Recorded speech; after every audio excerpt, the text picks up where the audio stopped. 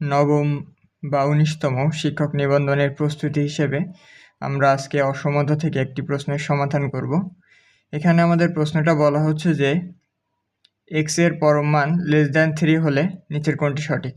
এখন আমরা জানি যে এই যে পরম মানকে ভাঙলে আমরা দুইটা জিনিস পাই, একটা হচ্ছে +x আর একটা হচ্ছে -x।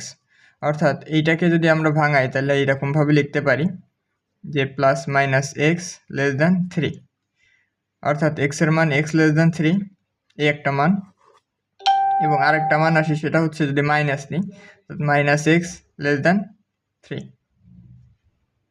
এখানে যদি x এর মান যদি আমরা পজিটিভ বানাইতে চাই তাহলে হচ্ছে x কি হয়ে যায় গ্রেটার দেন মাইনাস দ্বারা গুণ করলে -3।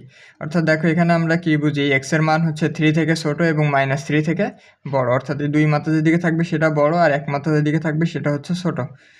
অর্থাৎ এইটাকে যদি আমরা এই দুইটা অসমতাকে যদি আমরা একত্রে করি তাহলে আমরা লিখতে পারি যে -3 থেকে x এর মান বড় এবং +3 থেকে x এর মান ছোট। এটা হচ্ছে আমাদের অ্যান্সার। এর একটা শর্টকাট পদ্ধতি আছে, সেটা হচ্ছে আমি একটু দেখি।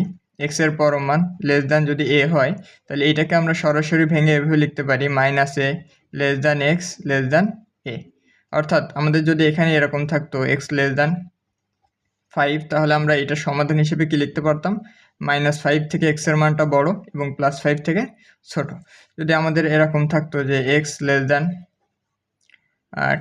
তাহলে এটাকে আমরা ভেঙে লিখতে পারতাম -10 থেকে x এর মান বড় এবং 10 থেকে x এর মান ছোট। আশা করি প্রশ্নটার সমাধান আপনারা বুঝতে পেরেছেন। সবাইকে ধন্যবাদ।